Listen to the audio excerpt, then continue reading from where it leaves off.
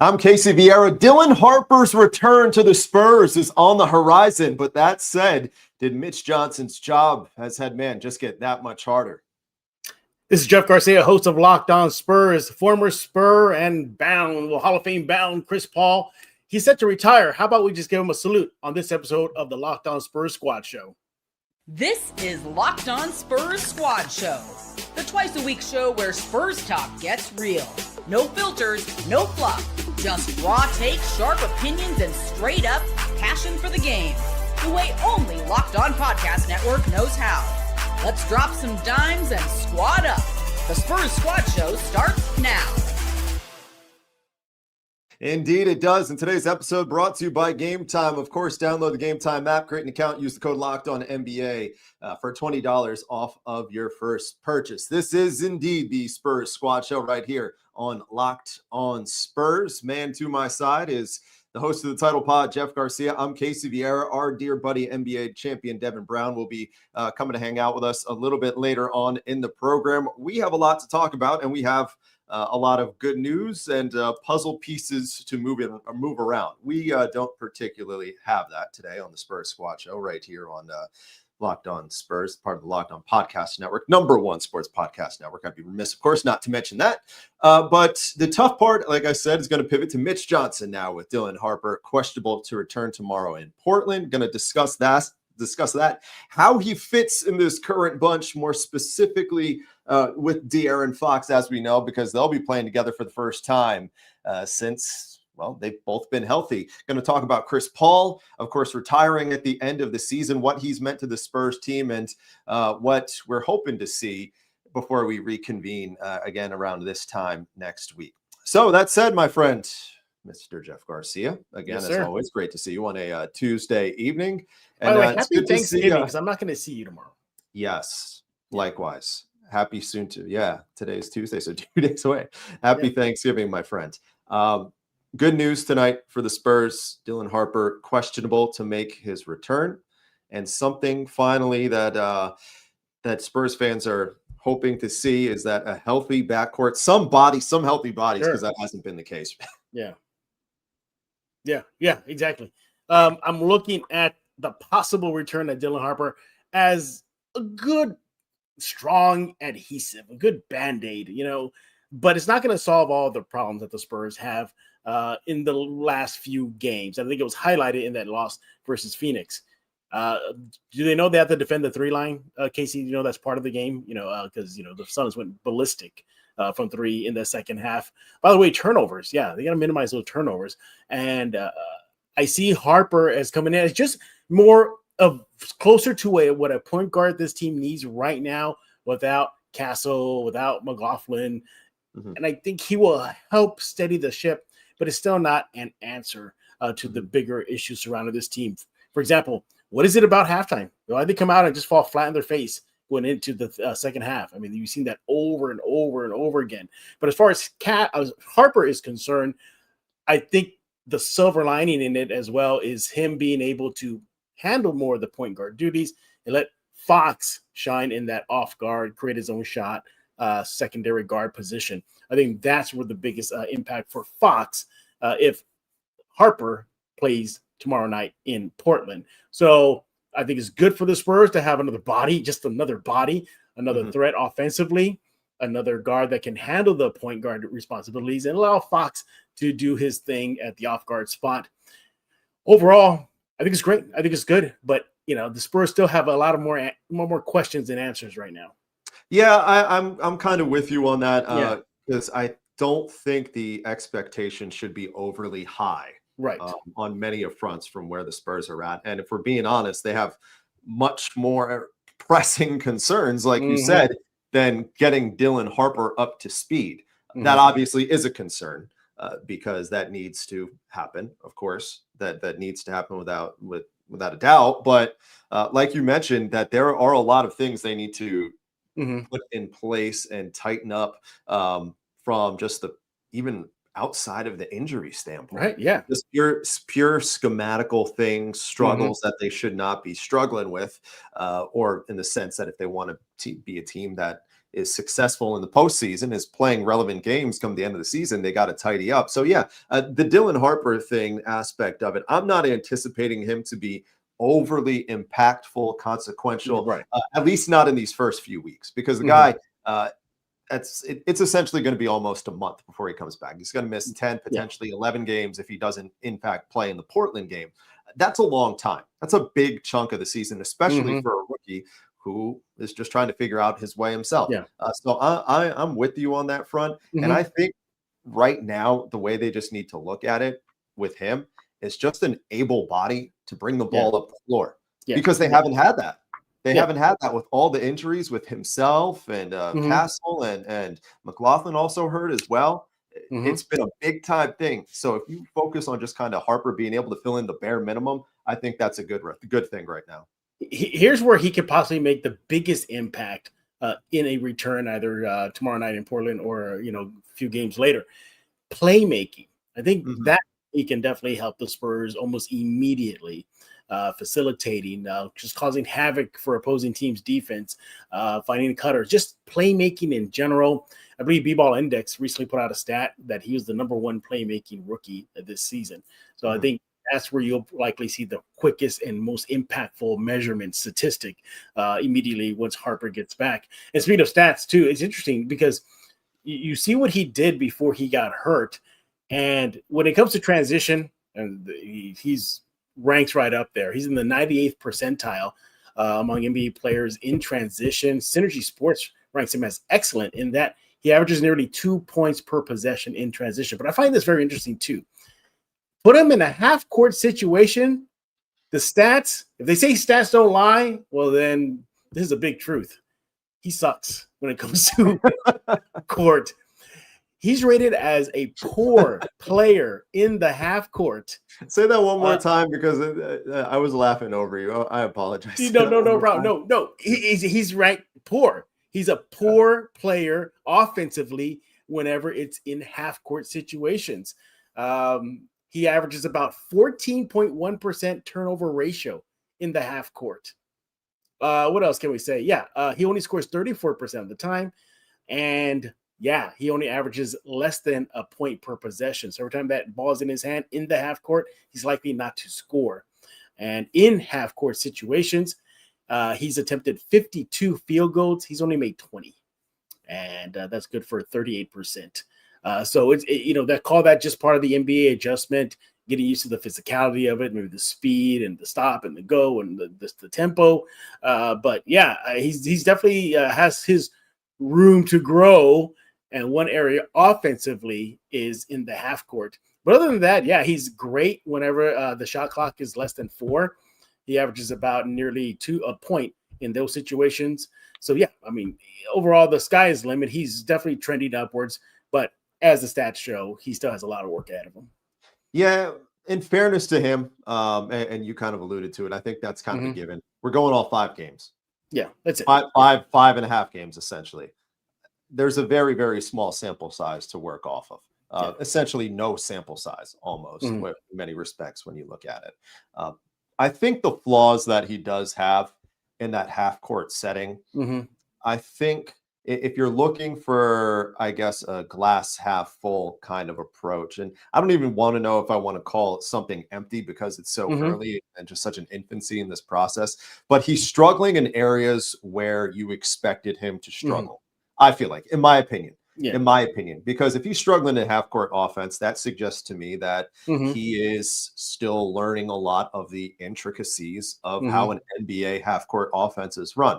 Not only that, an NBA offense in the half court with a top 5 player in the league that's just, in a different conversation that throws the common X's and O's out the windows anyways, when it comes to just the basics of basketball. So I'm not getting overly wrapped up in the half court thing, because if you're going to tell me that someone's going to struggle, that's what I would expect. But one thing I am kind of keeping an eye out for, and I thought I got to give you credit, man. I was listening to some of the shows this week. You've been on point with the stats. I mean, you're always good with the stats, but you've had the advanced metrics on standby this week. You've been good. My thing is kind of the how much of it has a resonating impact on everybody else just by being able, even if he's playing like less than 20, I think it's going to be the case. Less than, I don't think if when he does come back, I think he'll play more than 20 minutes. But even if he's giving you somewhere from like 17 to 15 to 17 minutes, just to get somebody more traditionally in that role and not Kelly Olynyk bringing the ball up the floor, just to see the resonating impact. Sochan. Sochan. I mean, Keldon's been getting cracks. That's been the issue, right? Because Fox can't play 48, so somebody's going to have to bring the ball up when he sits. They got a one little quick strike of lightning with the Jones Garcia thing a couple nights ago, but with the exception of that, it hasn't been particularly pretty when Fox hasn't been the floor. So I'm excited to see that part of Harper as well. Yeah, I am too. And again, I go back to the facilitating playmaking. I think that's where you'll likely see the biggest immediate impact from the rookie once he gets back. But talk about a welcome back. Imagine if he comes back against Denver. Hey, imagine he comes back against Minnesota. Oh, by the way, there's a guy named Anthony Edwards out there. Have fun. So he'll likely get some trial by fire whenever he gets back, or even if he does come back tomorrow versus Portland. That Portland team is very, very scrappy. Don't let that record fool you. Don't let that record fool you. That's a team you don't want to sleep on. But either way, it's just good to have a body back, a playmaker, a guy that can run point, ripple effect Fox in a good way. And I think it'll just breathe just a sense of relief for other players that, hey, we're getting the troops back little by little. And I think that can go a long way as far as just camaraderie and spirits, lift them up a bit. And who knows, it can't be too far. Castle's got to be right behind him, right? I mean, everything falls in line. Harper, yes, that's on track right now. He's supposed to come back ASAP anytime now. Here it is. Castle, maybe a few more games, maybe after the road trip. It's kind of been up in the air, it seems like, as to whether or not that's going to be the case. Honestly, I thought we about this time a week ago, I know we got together and right after it was announced that Castle was going to miss a few times. And I didn't even have Dylan Harper on my radar, to be honest. I know that they were, because we hadn't heard anything.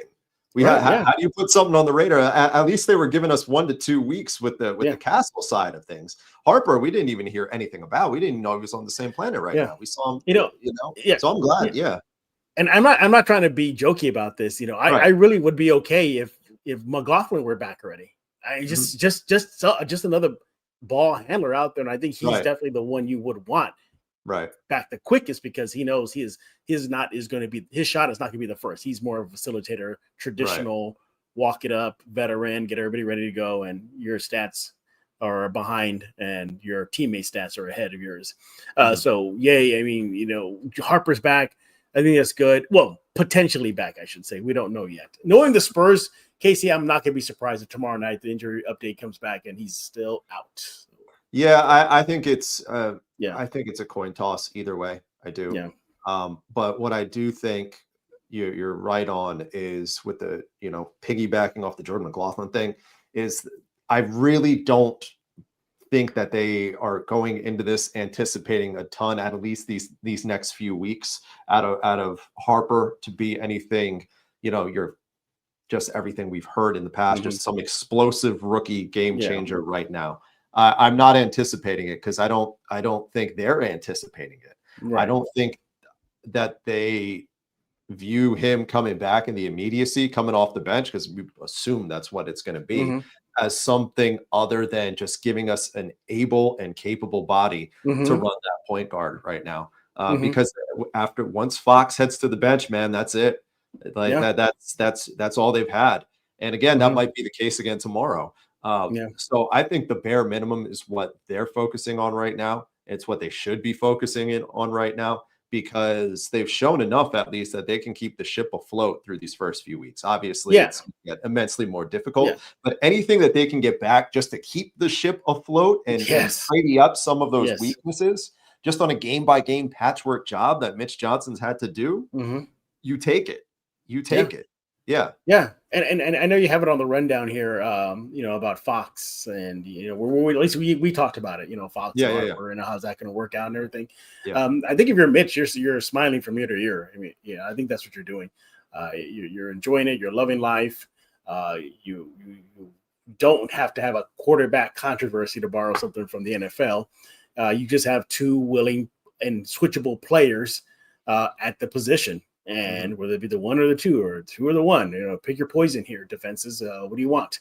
So all good for the Spurs right here. I don't want to bash on Harper offensively as much as maybe I did a little while ago, but I switched it back. I want to look at his defensive numbers, just his defensive stats, and just what does Synergy Sports rank him as. They actually rank him as a pretty good defender. Now, granted, as you highlighted well, Casey, it's only been 5 games, and during those 5 games, let's be honest, they haven't really played some power teams that on their schedule has been kind of soft to start, but they rank him as a very good defender. In the half court, they say he's thumbs up, ranks in the 61st percentile of the NBA in that department. And when he plays man defense, again, a good, quote unquote, good defender, ranking the 56th percentile of the NBA. So all in all, you probably, get a much needed help on defense as well, because man, they just love to let teams shoot that 3, don't they? Love it. And the other, it's interesting because it feels like how many times we've been doing this show together, and that's just been every iteration of this team. It's just it doesn't matter when they're winning 22 games. Exactly. A team that feels like they're going to win 22 games within the next 3 weeks with this Spurs team. That's just it's just the recurring thing that's always happening. And I want to highlight something too. And again, this is not a knock on Harper. This is knocking the overall defense. Yeah. We saw Phoenix go wild again in that second half in meeting number 2 this season. I know they got the win versus Atlanta, but Atlanta shot the freaking lights out against them. They 57%, 54 did 57%. They lucked out on that win. If it wasn't for David Jones Garcia emergence in that game, I think they get that L. And also too, as I forget, Atlanta out rebounded them. Did you remember how big the difference was in rebounding department in that game? They had 19 turnovers, shot themselves in the foot. They played themselves out of that. Yeah, exactly. So I think the Spurs were lucky to win that game, but nevertheless, I think they need some defensive help more than anything right now. I think it's where Harper can fit in as well. All right, let's talk about that fit a little bit more coming up on the other side of the break and how it fits with the guy who we've all been wondering how it's going to fit with, De'Aaron Fox. Got that and a little bit more. And since, of course, we're talking about point guards a little bit later on in the program, the impact Chris Paul has had on this team as we get ready get ready as the homestand continues. Homestand, what am I talking about? No, not homestand. You wish they were home trip. I wish it was home. Yeah. No, let's try that again. The road trip continues. We got that coming for you in a little bit more right here on the Spurs Squad Show on Locked On Spurs. But first, let's talk to you a little bit more about our title sponsor tonight, Game Time.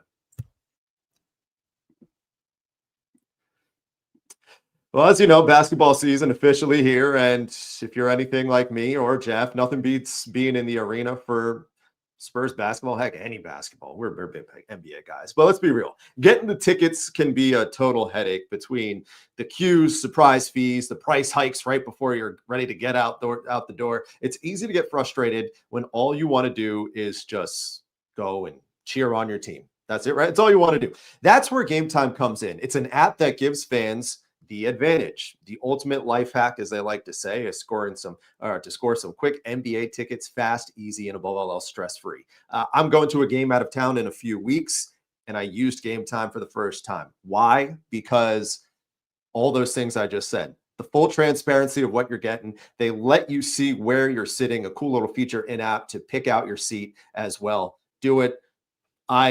Simple, easy for me. I can vouch for it. So listen to me. Take the guesswork out of buying NBA tickets with Game Time. Download the Game Time app, create an account, use code LOCKEDONNBA for $20 off your first purchase. As always, the terms do apply. That's code LOCKEDONNBA for $20 off for Game Time. Swipe, tap, ticket, and go.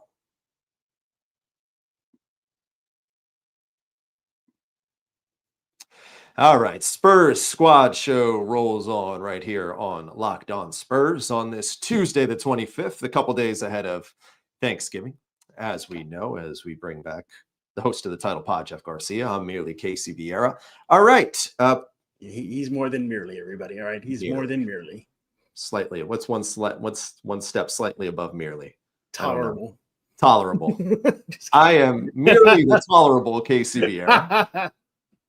You're great, Casey. You're great. Give yourself a pat on the back. Great's a broad term. Anyways, we're wondering what would be great. Could it potentially be great? The pairing of De'Aaron Fox and Dylan Harper. For the first time since the two of them have been on the same team, they will be playing in the same game, presumably, potentially even on the floor at the same time. Yeah. One would hope, one would think. We'll find out. We're not Mitch Johnson. We won't be pushing the buttons for him come Wednesday, Friday, whenever it is that Harper officially appears. So that said, Jeff, in your mind, what is the best way, the quickest path to getting them on the floor and succeeding successfully at the same time? Whew, that's a great question. And it's been a question on the minds of a lot of Spurs fans, even ahead of this season. How's that going to fit into not just them two, but throw in Castle as well? But that's for a later discussion. I think we kind of answered it in the first segment. I think the answer is easy. Let Fox play the 2 and let Harper play the 1. It feels like Fox is a little bit more effective off the ball, creating his own shot, getting his touches, and just being a pest for defenses. Now, the drawback to that is you're telling a rookie to handle the most difficult position in the NBA, which is the point guard. But I think he can do it in the little time that we saw, 5 games. We've seen flashes that he's more than capable of doing that. He can get to the rim. He can get to the paint. He can do so much with the ball in hand, even if he's at the point guard spot. I think that's the best way to do it. And I think you got to take advantage of this now before Castle gets back. And then that really kind of muddies things a little bit and kind of, more difficulty figuring out how those 3 are going to fit when they're on the court together. Because guess what? It will probably happen as soon as all 3 of them are back, or at least on the roster and not injured. So I think in the interim, it will work. You put Fox at the 2, Harper at the 1, see how that mixes well. And if it doesn't, just flip them, see how that works. I think this is a win-win situation for all parties involved. And what do you think about this, though? What about not starting them and still keep Harper on the bench even when he's back? I don't think they're going to start together. Okay. I think Harper's going to come off the bench. I think they're just going to follow suit of what they were doing. I don't think Harper will be in the starting lineup whether it's tomorrow, Friday, whenever. I don't think he'll be starting. So to answer your question, I don't. Not thought much of it because I think that's going to be the case. I think he's coming off the bench. Yeah, but I'd say this much: if they do kind of meet on the court at the same time, where they're starting in some crazy world or coming off the bench and Fox is still out there, I got to tell you this much: you want to put those 2 guys in transition ASAP. If you're Mitch, you see those 2 guys out there at the same time, you're telling Vassell, Barnes, KJ, Cornette, you grab that ball, you throw it to one of those guys and let them run. Just go. Just go. Let's get the transition going with those 2 guys on the court. I think Harper's size, even at 19, can pose issues for defenses. I think he has like a 7-foot wingspan at last check. So, he definitely has some length on him. And the rim pressure. Those 2 guys are going to cause so much rim pressure for opposing defenses, both with the ability to get to the paint, both with the ability to get to the rim, both be able to finish at the rim and whatnot. And, of course, you got, the clutch player of the year a few years ago, De'Aaron Fox. I know Spurs fans don't think about that right now. I think there was a game a few days ago where he didn't show that he was pretty much clutch. But nevertheless, he's still a threat in the tight game situations, shot clock situations. You got defensive versatility. Again, both, Fox is a good defender. It's not give him his due. Not great, but he's good. And then Harper, again, has shown flashes that he can be a good defender, and the stats have shown that in the 5-game sample there. But nevertheless, I think both can create turnovers. Both can score in transition, as we highlighted with Harper's numbers. And, I think this is going to work. I think this is going to work. But I do agree that I think the staggeredness, Harper off the bench, Fox, you're out there. But I just feel that if I'm Mitch, I just want to see how those 2 guys play together on the court at some point before Castle gets back. just to see how things work out. Yeah, I think it's an interesting spot because the way I see it is that De'Aaron Fox did not play great while Stephon Castle was healthy and on the floor at the same time. And there was still some sort of juggling that it took between the two of them that they didn't get a chance to really fix because Castle got hurt, as to who is going to facilitate and who is going to take the off the ball approach. And if you're looking at it from the from the box score type of standpoint, it would suggest that Castle was more of the facilitator role and Fox off the ball. But in the same respect, Fox didn't exactly play particularly well in that off the ball type of dynamic. So that, but that's something a little bit different from the Harper side of things, because the Harper aspect of it, while I do think him and Harper and Castle are similar players, I think there's a level of confidence that Stephon Castle has on the floor right now that Dylan Harper does not. Being a rookie, being a guy who's played this 5 games, it's a lot harder to shake off De'Aaron Fox in crunch time when it's time to make winning plays like Stephon Castle did. It's a lot harder to do that, to have that confidence to do it.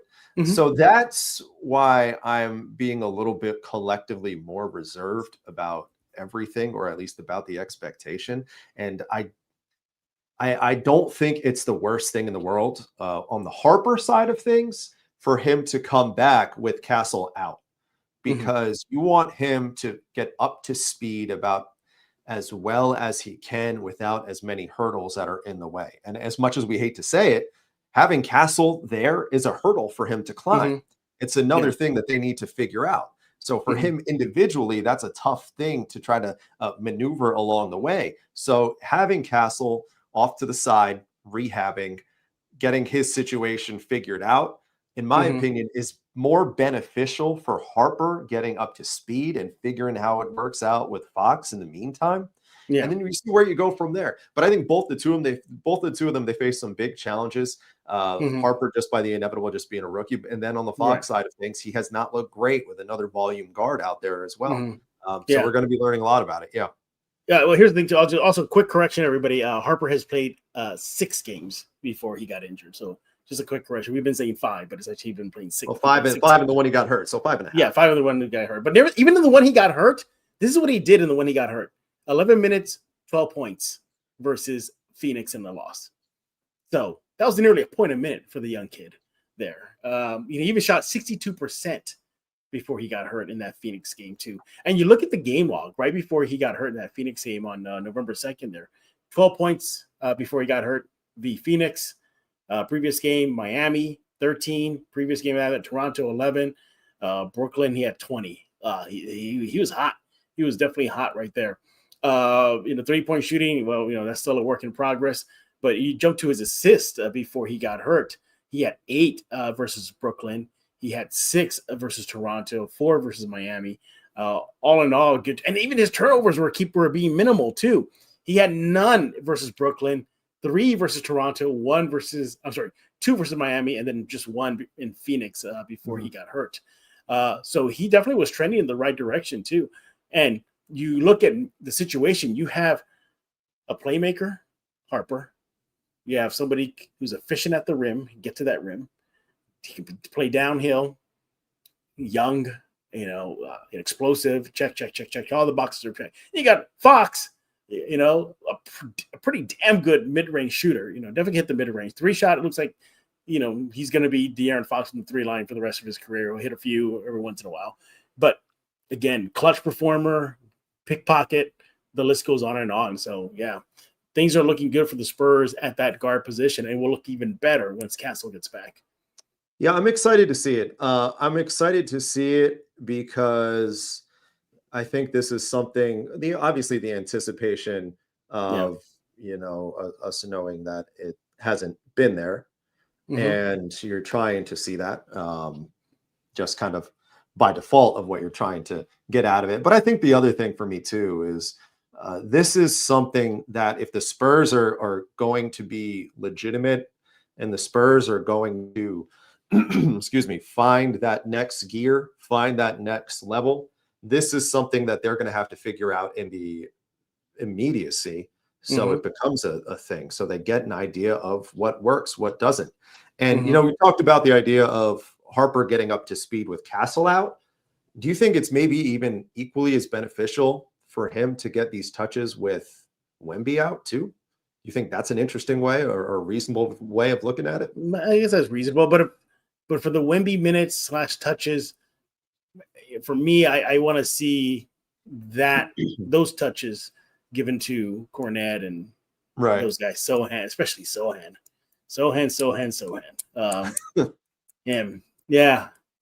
Yeah. Sorry, I don't want to get off on a tangent on him. That's for tomorrow's Locked On Spurs, everybody. We're putting Jeremy Sochan in the spotlight tomorrow, asking the big question, what's up with him?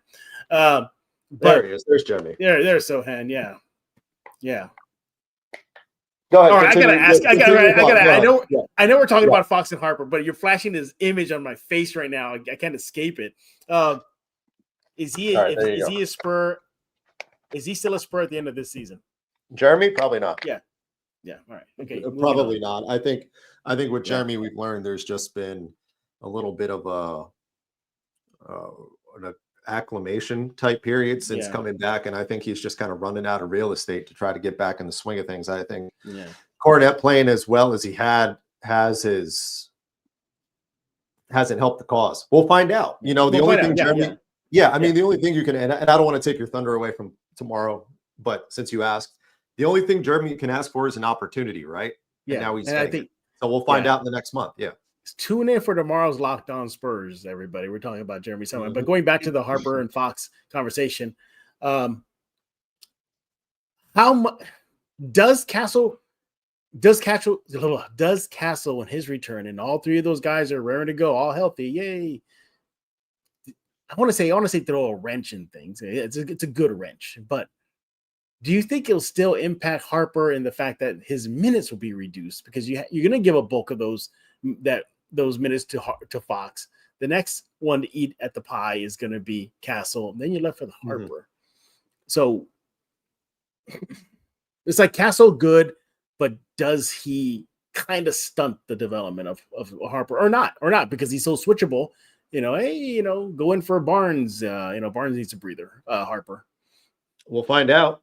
Yeah, we'll find out, right? But that's exactly why I think having Castle out right now helps in the process of Harper getting up to speed, because that's more touches, more volume, more minutes. Who knows how long that's going to be the case, though, until Castle comes back. I'm not sure. We'll find out. So I guess kind of short answer to your question is yes, it would help. I guess we'll find out. Yeah, I'm not sure. Well, anyways, on the topic of Stephon Castle, he's been one of these guys who has been greatly aided by, it would appear at least, by Chris Paul's presence over the years. If you look at the history of guards Chris Paul has helped out, it's been a plentiful amount. We're going to discuss his impact a little bit more with CP3. Going to catch up with our good buddy Devin Brown. He's waiting to hang out with us as well. A guy who's actually played with Chris Paul, so he would know better than the two of us about something like this. I got that for you and a little bit more here on this Tuesday get-together of the Spurs Squad show right here on Locked On Spurs. But before we do that, I want to talk to you about another one of our sponsors tonight. All right, let's talk about FanDuel. As you know, no better place to get in on the action than FanDuel, the official sports betting partner of the NBA. Even if you missed the start of the game or want to ride the hot hand, FanDuel has live bets on everything from who's going to score next to fourth quarter comebacks. Plus, you do all that good stuff, you can win, obviously, and even combine your live bets into a same-game parlay for a shot at an even bigger payout. It keeps the game exciting every time, especially when your Spurs are making the late push. So right now, they're giving new customers $300 in bonus bets when your first $5 bet hits. So head on over to FanDuel.com to play your game with FanDuel, the official sports betting partner of the NBA.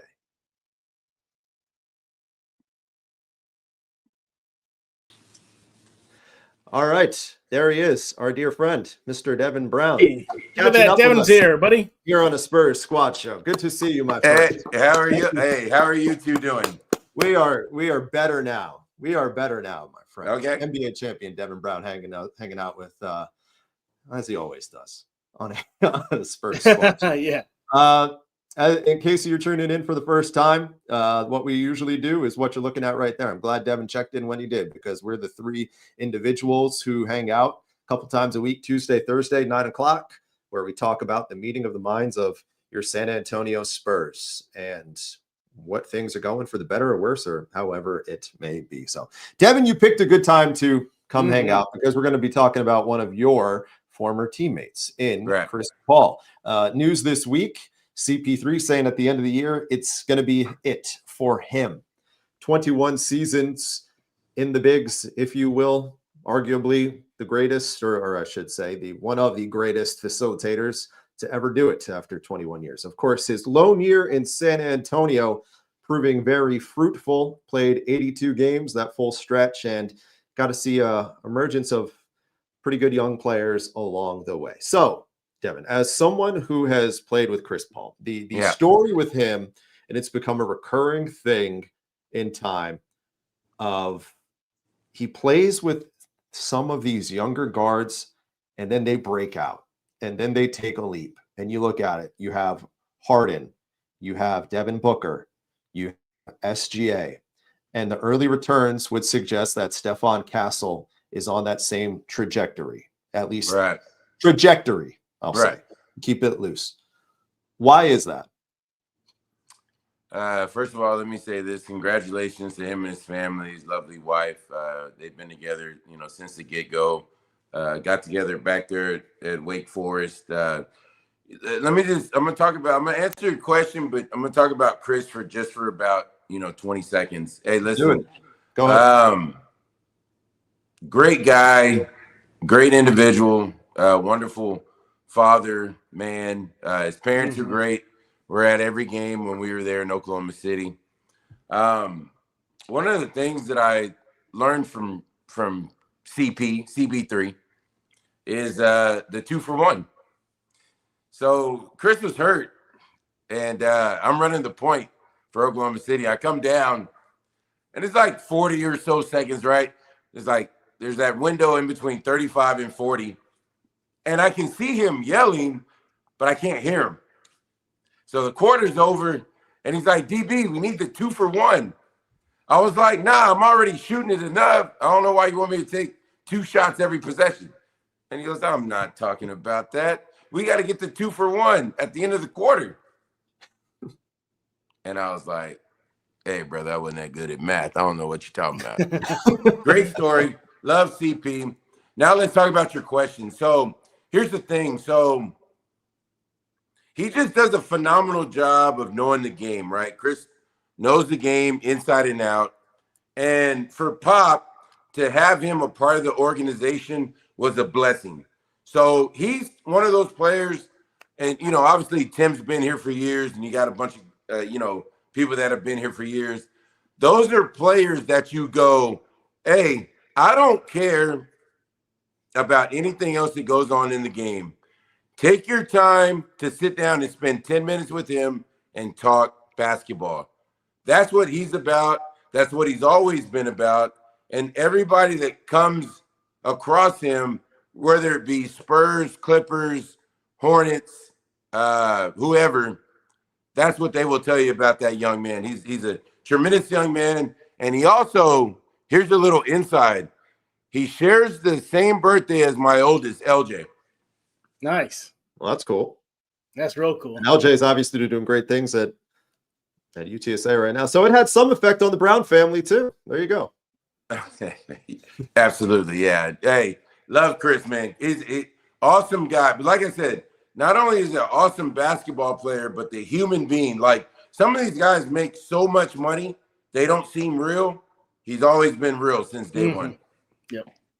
No, we got the pleasure to getting to know him loosely and kind of just having a keyhole view of that career along the way. Jeff, what stands out to you about his time here, maybe beyond the Castle side of things that most people maybe would not have thought about with Chris Paul? All right, so I'm just going to get it out there right away, right? So when I first saw Chris Paul in person in the locker room, I had one of those like, oh my God, it's Chris Paul moments. I had that moment. And I did try not to show it. But I did feel that presence. Like, it's freaking Chris Paul, man. I mean, he has that aura around him. Off the court, and again, he was great with us, with the media. No matter how idiotic or any of our questions were probably to him, he answered it very professionally. In the locker room, he was great with the young guys. They were young. They were, rambunctious a little bit at times with him, but he rolled with that. He took it a stride, and he had that calming influence on them, no matter what the situation was, win or loss. He always put things in perspective for these young guys. And then, as Devin mentioned, he's still a down-to-earth guy. Again, some of the memories I'll take where he was having a conversation with him about his potato chip line. Yeah, and it wasn't X's and O's. It was about his potato chip line that he had just launched in HEB in San Antonio. We had a conversation about that. He was willing to talk about that and so much more. I think the impact with Chris Paul in this iteration of the Spurs chapter with this young guys, I think it'll be felt for years. You can even see it now and hear it from them. Castle said that he learned a lot from Chris Paul this season. Julian Champagny even said that some of the stuff that he does this season was because of lessons learned from Chris Paul. But watching him in action, just watching him from my media seat all last year, just amazing, just like how he knows and just where the guys need to be. He would literally in front of defenses, like almost giving away their playbook, saying, hey, Devin, just stand right here. I'm going to go this way, and I'm going to give it back. Like literally just saying the playbook, and it's effective, and it worked. Then he'll go down the road and say, see, I told you. See, it worked. Hey, Jeff, can I say bizarre. Something? Yeah. Our first year that CP and I played together, remember, I played with this guy for about 4.5 years. Mm-hmm. One of the things that he did, a couple of things that he did that I'll never forget. I got traded to Portland. We were in Portland. I'm in my hotel room. We get traded. I get a call from the GM, and he goes, hey, Devin, you got traded. We're trading you to the Chicago Bulls. I forget the big guy's name. But anyway, about 10 minutes later, I got a call from CP on his cell phone to the hotel room. They were on the bus going to shoot around. And he goes, I'll never forget the impact that you had on our organization. You're like my older brother, and I'm going to miss you. Nice. And it meant a lot because, yeah, it was a trade, but to get that from their star player, to me, it meant that you put an impact on what it is that we were trying to do as a team. We got to the point where they went another way, but that always meant a lot to me that he did that. All right, and this is the last thing I'm going to say, Casey. Byron Scott, who played under Pat Riley, Byron Scott is a hard-nosed, grind every day, 3.5 hours of practice. Let me tell you something about Chris Paul when he was young. He was out there every single day and did not complain. All right? When he got to San Antonio with Pop, that was vacation time because practice was like 30 minutes. Go ahead, Casey. Well, I think Devin has an interesting lens with it too, because not a lot of people, for one, can say that they obviously played with Chris Paul. But you played with Chris Paul at an interesting stage of his career because, if we're being honest, Chris Paul was not Chris Paul at that point. He was a young kid coming in with a lot of name, a lot of clout, a lot to show in the league. And he was just that point guard, that stocky point guard from Wake Forest that found his home in New Orleans. There's a lot of expectation there, then Oklahoma City. So I think that's an interesting lens that you talk about, Devin, because that's a very brief period in time where Chris Paul was not what he is. Chris Paul was kind of at like a level playing field with everyone else. So you got to see his growth essentially from the beginning and to where it is now. That's a pretty cool place to start because not a lot of people got that opportunity. Hey, let me tell you something. Hey, I'm glad you're saying this because you're leading me into. Okay, I will share it with you. Say, go ahead. That's the only. Hey, listen, that's the only guy that I used to see talk to Kobe crazy. He would say things to Kobe Bryant that you're looking like, hey, Chris, I'm actually having to guard Kobe, so can you calm down with all that? Hey, Chris, let me tell you something. He was phenomenal. All right, when you're talking about a point guard a bulldog that did not mess around, no matter the opponent, no matter if they had 10 wins on the season, no matter if they had 60 wins on the season, he wanted the best of everybody. All right, and there was only a couple people that really got underneath his skin. One, I'm going to say it, Kobe Bryant, and the other, we all know, Rajon Rondo. Listen, he loved Kobe like a brother, and that was one of his big brothers, all right? So don't get me wrong. I'm talking about as far as being a competitor, he wanted to beat Kobe every single time, and Kobe wanted to beat him every single time. Now, hey, Jeff, you'll love this. With Rondo, that was something else. Hey, we don't have time for that. Go ahead. We have sponsors on the show, Devin. Yeah, exactly. But beyond just the fact that CP3 wore silver and black, his stamp on the organization will be felt for years. I mean, just the playoff battles that the Spurs had with Chris Paul Hornets, Chris Paul Clippers. I don't know if I was there as media or just as a fan with a ticket, but I was there for the Clippers Spurs series where I went to Game 7 and Clippers beat the Spurs. And I was there for that, and just seeing his competitive spirit throughout that entire series. Even the little things that he would do during games just to get a win. I don't remember the opponent, but it was when he was he was with the Hornets, and maybe he was with you, Devin. The game was on the line, and he was able to convince a ref to give the opposing player a tech because they had the shirt untucked. That's how much he. So, do you remember that game? Go ahead, Casey. No. I remember. Yeah, I remember the incident. Yeah, that was a playoff game, wasn't it? It was a playoff game. Yeah. Yeah. Okay, all I'm gonna say is this. So, obviously, once again, hey, I feel like you two are baiting me again. No, I'm not gonna say. I have a halo above my head here. Oh, okay, yeah, halo. I'm not gonna say who he had a problem with, right? As far as the ref, but all I'm gonna say is this: Chris would push the limits on how he talked to every ref, right?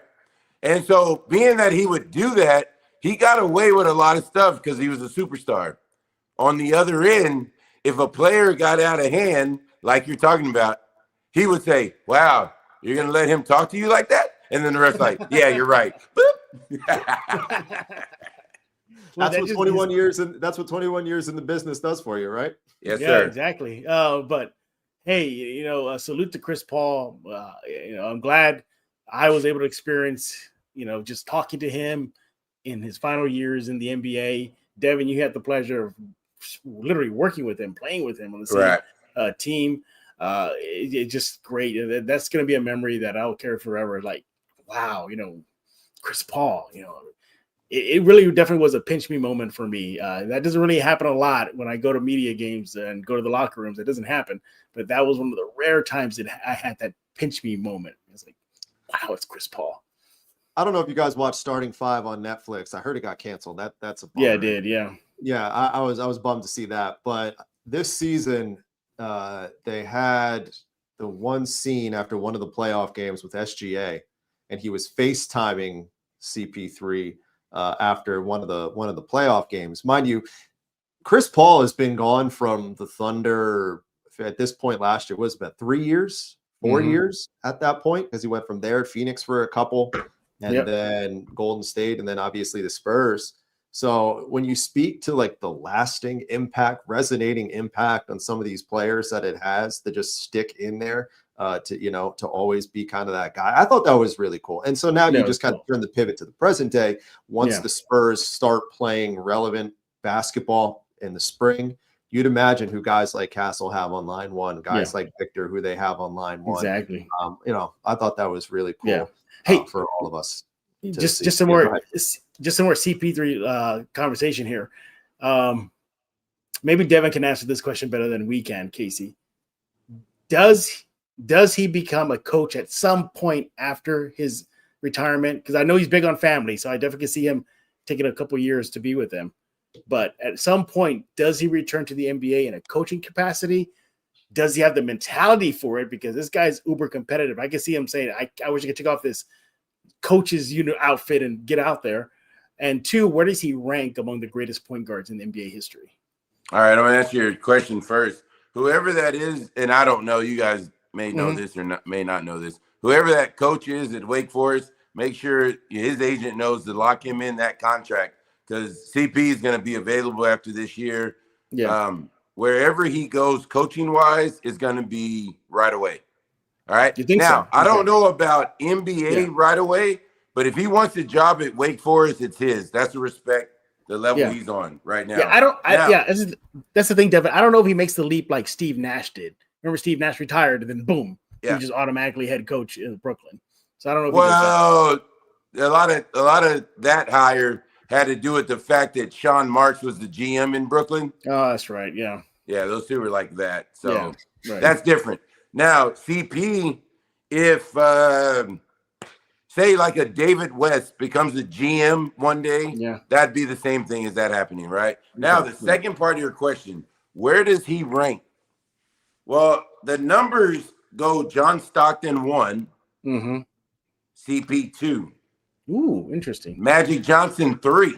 That's what's the crazy thing about the assists. I see you, Jeff. You can't even sit still. I didn't mean like in that order. What I'm saying is that's what the numbers say.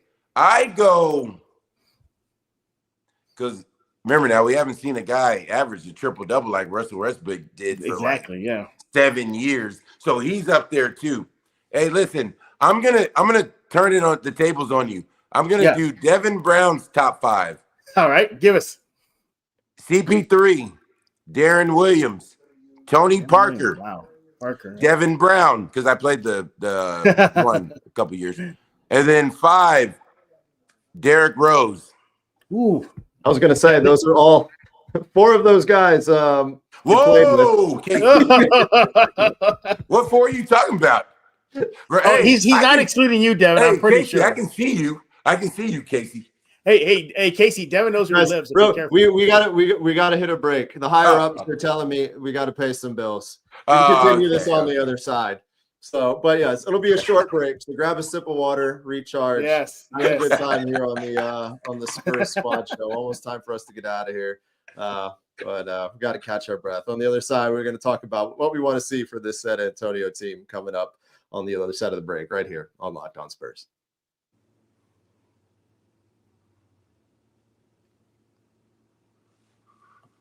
All right, almost time for us to get out of here on a Tuesday night ahead of this Thanksgiving holiday.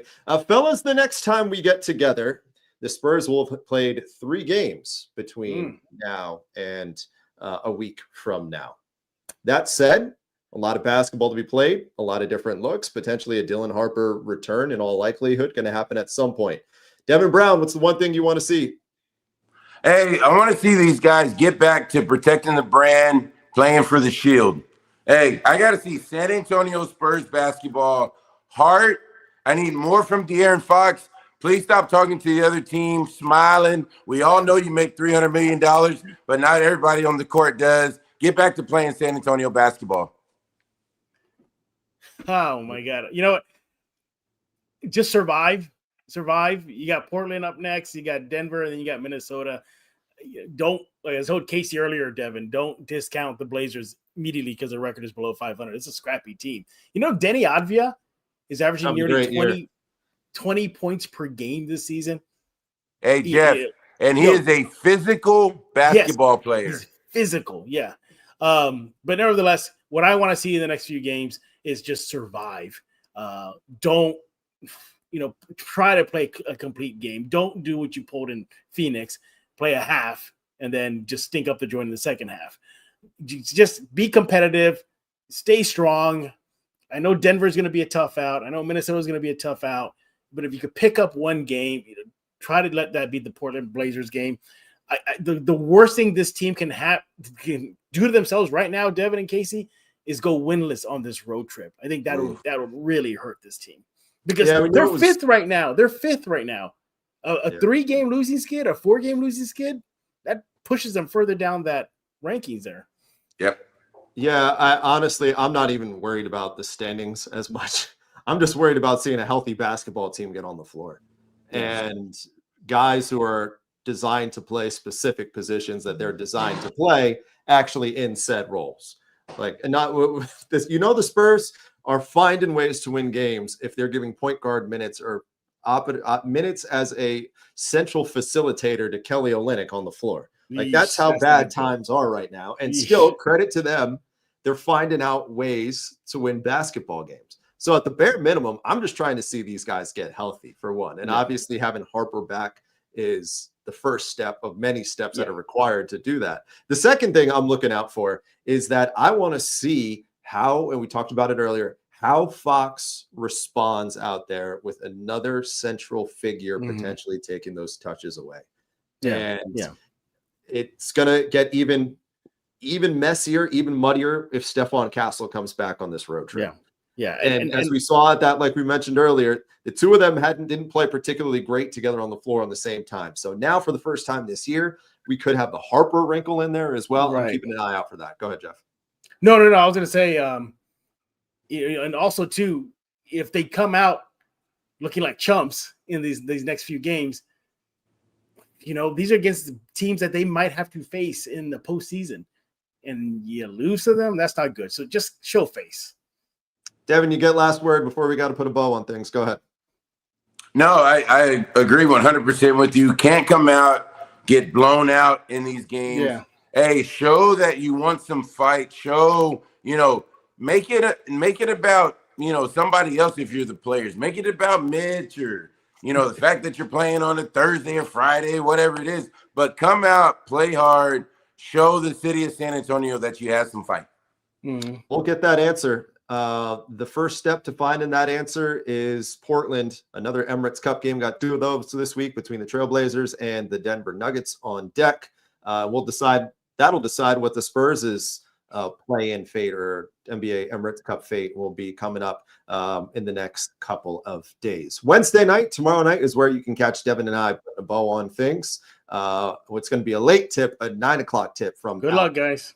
And of course, the day-to-day. Yeah, man, you are not kidding, sir. We're going to sleep late tomorrow. And of course, as Jeff talked about earlier in the program, heavy Jeremy Sochan conversations coming up on the title pod bright and early tomorrow morning. As always, as we wrap this thing up on the #1 podcast network in all of the land, we shout out the everydayers like yourselves that you're checking in right now on this holiday week at 10:15 on a Tuesday night, off day from the Spurs, showing us love with the postcast, with the day-to-day pod, and of course with the squad shows right here. You're the ones that drive this thing. You're the ones that make all this fun and special. So as always, a shout out to you guys as well. Fellas, I'm not going to see you all. I'll see Devin tomorrow, but I won't see Jeff. Happy Thanksgiving, sir. Happy Thanksgiving to you both, guys. Y'all doing a great job here at Locked On Spurs. Likewise. Happy Thanksgiving, Jeff. Devin, Thank you, buddy. Yeah, Devin, rest up for tomorrow. We got a late night. And you at home, be sure to come back to hang out with us. Again, 9:00 tip-off between the Spurs and the Trailblazers. Devin Brown and I will be right back there along with it. Thank you for hanging out with us on a Tuesday night, and we'll talk to you tomorrow. Have a good one.